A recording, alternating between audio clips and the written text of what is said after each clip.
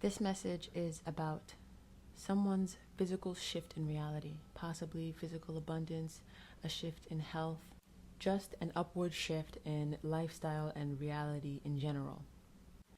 This person is feeling like they are being held back, but more specifically, they feel like they're holding themselves back from experiencing this reality shift. But it also feels like they're having difficulty not holding themselves back. This person could be you, or it could be someone that you're connecting with. Please take it as it resonates. It's like you or this person connected to you, but I'll say you for simplicity. It's like you have this awareness that you are wanting and needing to embrace your honest desires and truly embody your heart in all of your activities and all of your behavior, and specifically in all of your relationships. However, you can't help but feel like your logic keeps wanting to come in and clash with that emotional energy. And so you find yourself sort of backing away from allowing the total emotional transformation to proceed, because suddenly your logic comes in and you kind of want to throw up blinders so that you're not allowing yourself to be fooled by anything that you might be feeling or that another person might be displaying before you. This has to do with a very high-level relationship of yours, one that contains a divine contract, and which challenges some previously accepted specifics of some old expectations of yours and pushes you to turn in the direction of the unknown. And I'm getting, for the most part, that this is something that the person you're connecting with does unconsciously. It's just that the nature of your love with this person, and I'm saying love because the card that is coming out to describe it is the Lovers, followed by the Hierophant. So it's speaking to me about a very high level relationship. So whether it's romantic or platonic or familial or even spiritual, as in with a non-incarnate entity, the nature of this love is such that it challenges you to discern between what you have previously and currently do desire out of love versus what you desire from an ego standpoint. And so it pushes you to continue to ascend that balance of desire in your life more and more in favor of love by simply keeping you strongly connected to love and its ever-expanding energy. Now, it feels like this person has a slower moving energy than maybe you anticipated a love relationship having. But at the same time, you don't doubt this person's dedication towards you and towards your connection and your relationship. Nor do you doubt their loyalty. Now, it feels like certain conflicts have arisen within you or within the connection in the past that had to do with certain third-party situations. This could be professional, relational.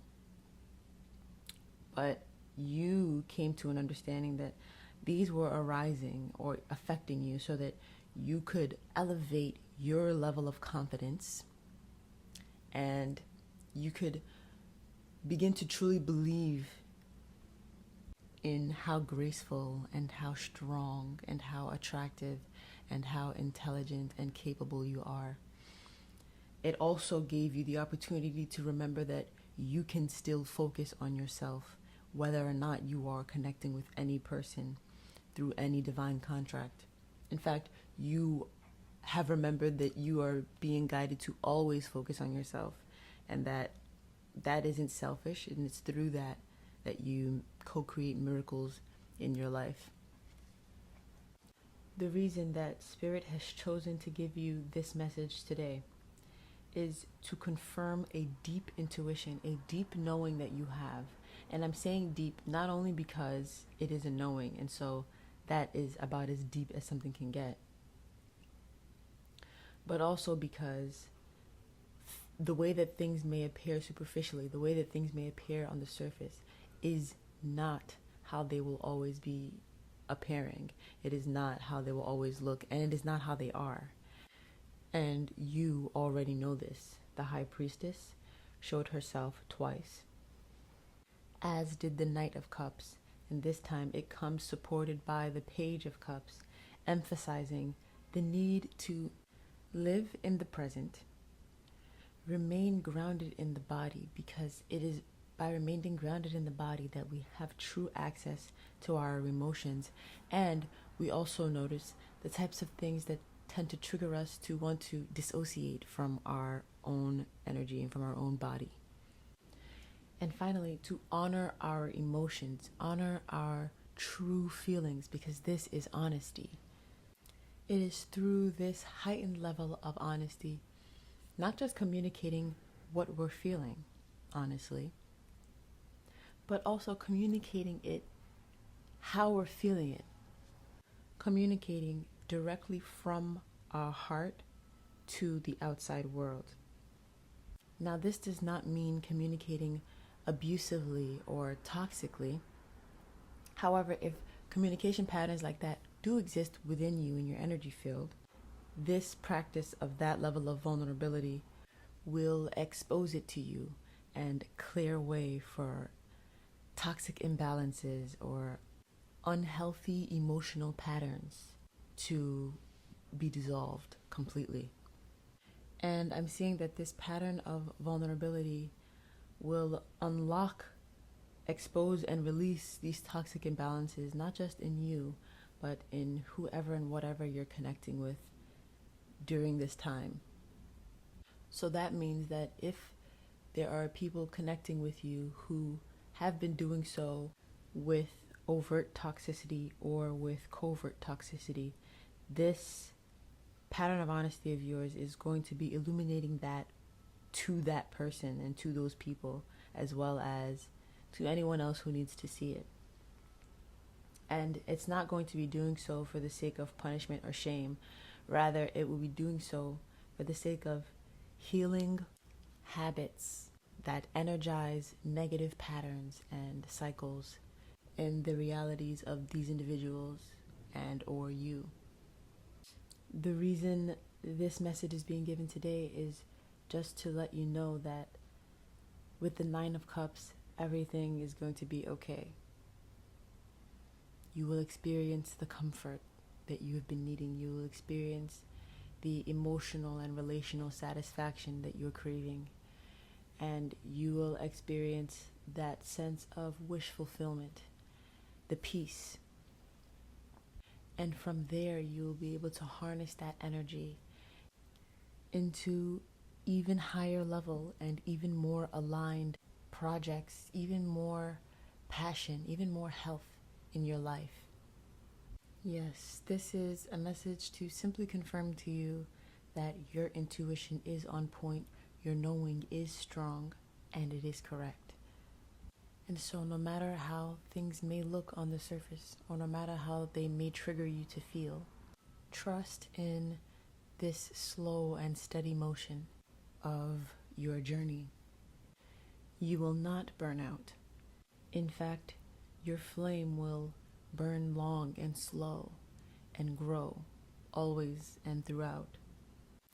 As you lean more and more into trusting the pace of your heart, you recognize that where you are is exactly where you need to be at this time.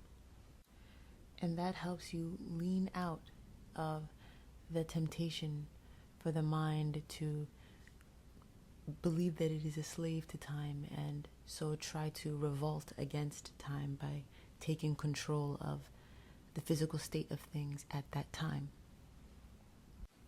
Just by, in those moments when you feel yourself being triggered to dissociate from your body, and to come out of your heart and into your mind, reaffirming to your mind and even to your heart and body that it is okay to be here at this time.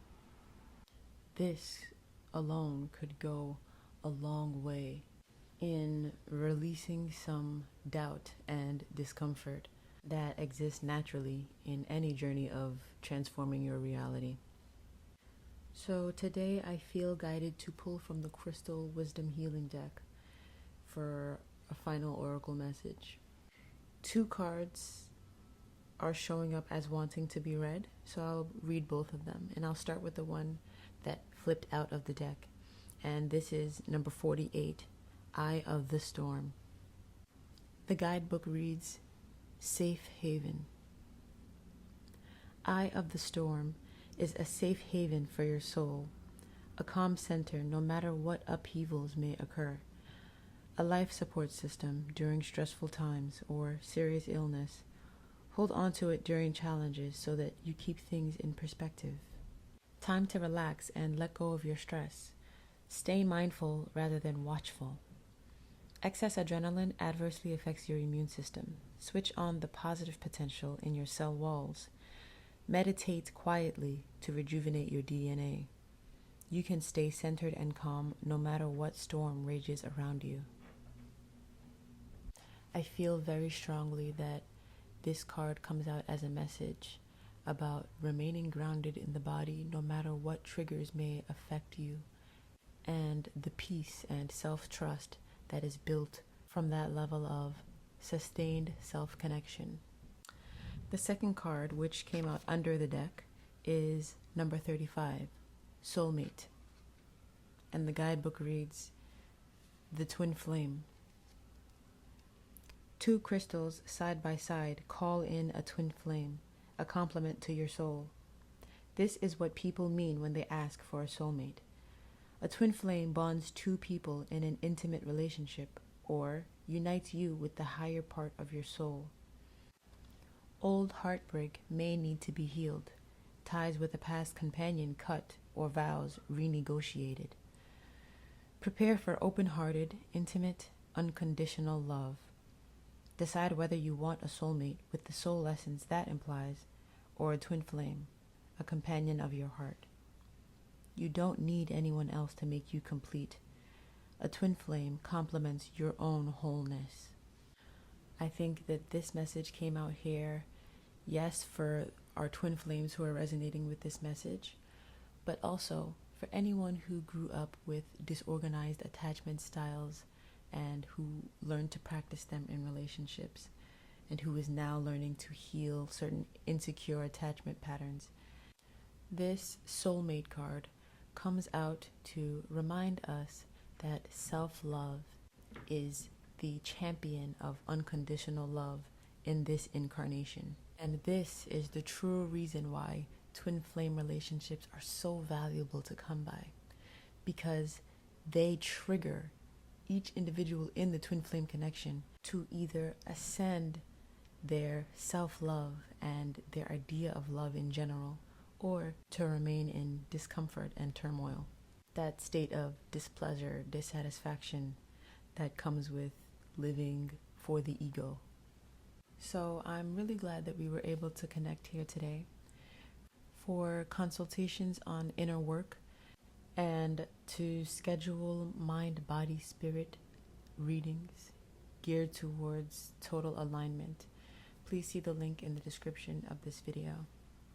I pray that if you resonated with this video, it brought you some confirmation and peace, and I invite you to like, comment, and subscribe if you feel guided to.